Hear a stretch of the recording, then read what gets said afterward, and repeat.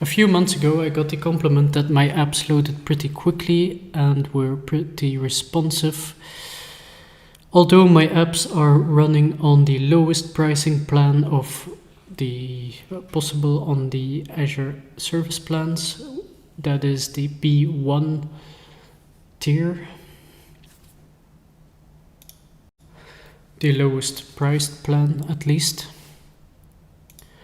That's partly thanks to the Blazor pre-rendering as well, of course, that the app gets loaded pretty quickly or served pretty quickly. That does a lot, I think. Otherwise you just see some HTML and some loading stuff. It's not that good of a user experience. But lately my apps were going down pretty frequently and it was kind of at random. It was app number 1 and then the next day it was app number 5, so to speak. It was pretty random. Let's see if they load quickly. That's decent for being on the lowest tier.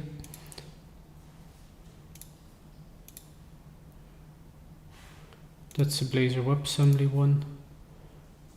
This pre-rendered, took a bit longer. Pre-rendered, pretty good.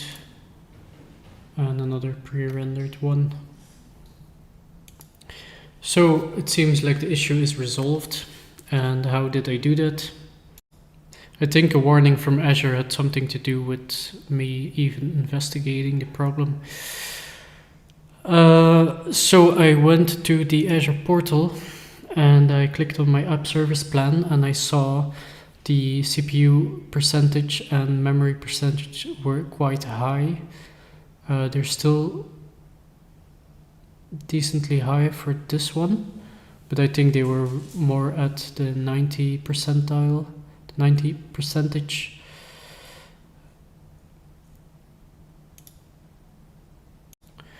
But what I was doing wrong, I had 10 applications on this B1 pricing plan.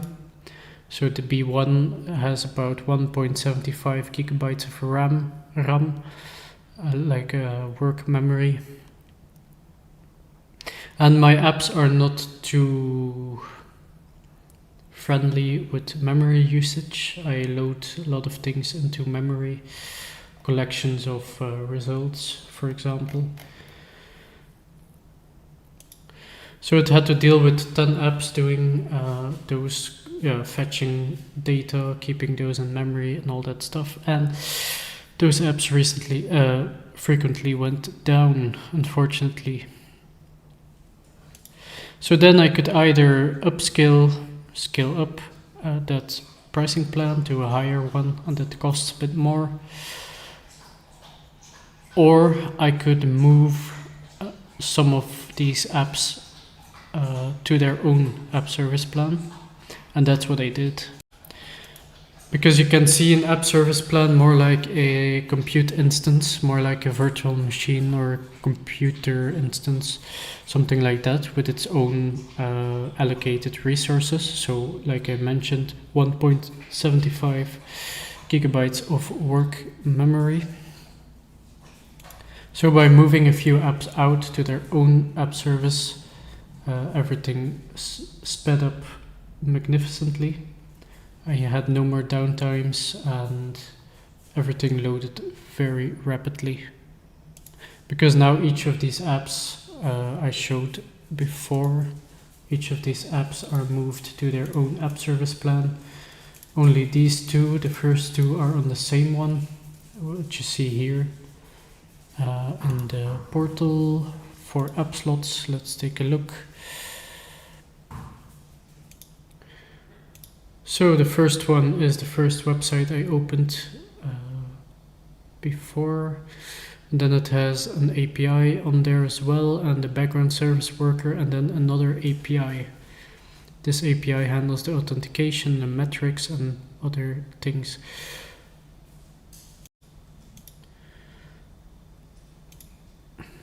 And we can see the memory percentage and CPU percentage is not critical, I would say.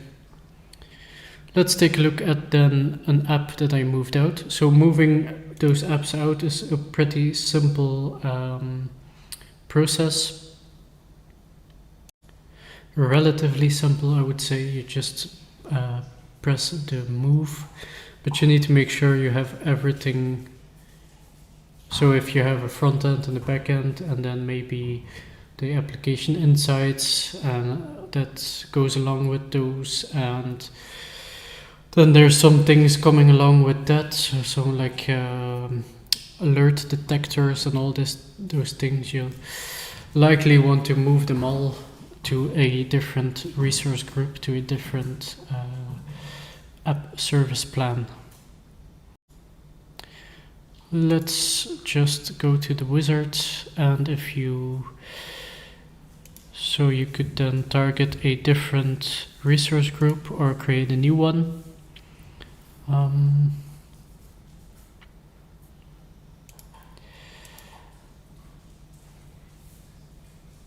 Yeah, but that's only moving to the resource group, if I'm not mistaken. So you might have to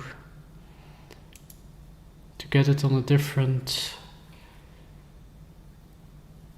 app service plan. Let me check. Normally, you go to that new resource group and then you create the app service plan, and then there should be an option to move. But then it's probably when you click on an application, then you might click on the app service plan. Oh, going in a loop. Yeah, so I'm in an application, and then I can do change app service plan. But make sure the resource group is created and the app service plan is already created before you move the app from one to another service plan, just to have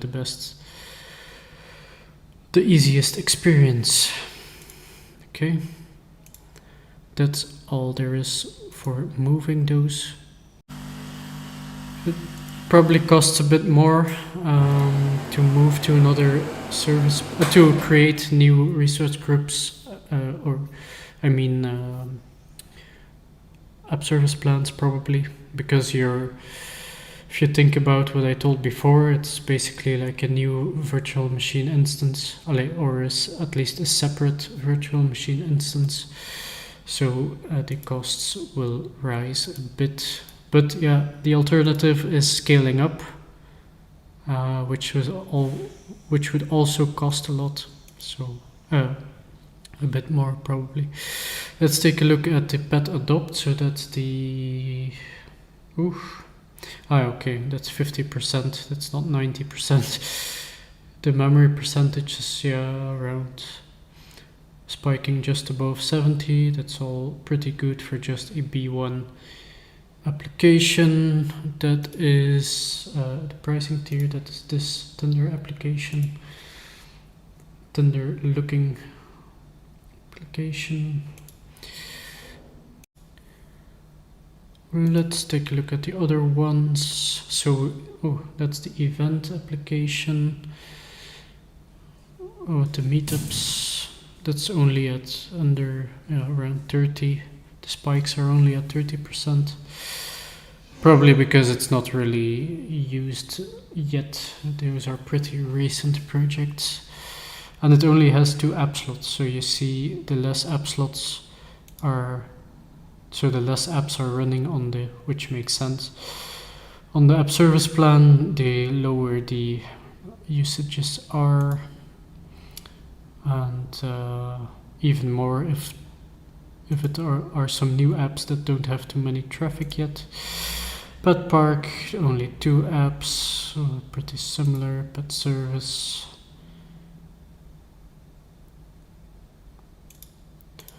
This one loaded a bit slower, but I don't see anything unusual. It's existing a bit longer, maybe there's a bit more usage on there. And then pet shop is another fairly new one. It's just around 30% like the others, with only 2 applications, and the pet service has 3 applications. Yeah. So the key takeaway of this video is, of course, monitor your percentages. If you're experiencing downtime, it's probably going to reflect in here. Make sure you don't accidentally put more than 10 applications on the same app service plan. It's only at 10 apps that my application started experiencing downtime. It's not that 10 is the number, it's just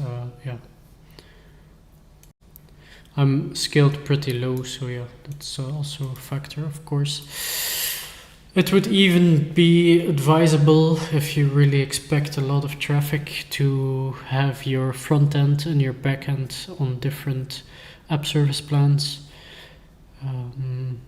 But that's something you have to analyze for your usage, your use case, and all that. That's all for now. Please subscribe if you haven't already. I'm trying to reach 500 subscribers so I can interact with you and ask you what you want to learn, what you want to see, and make more targeted videos.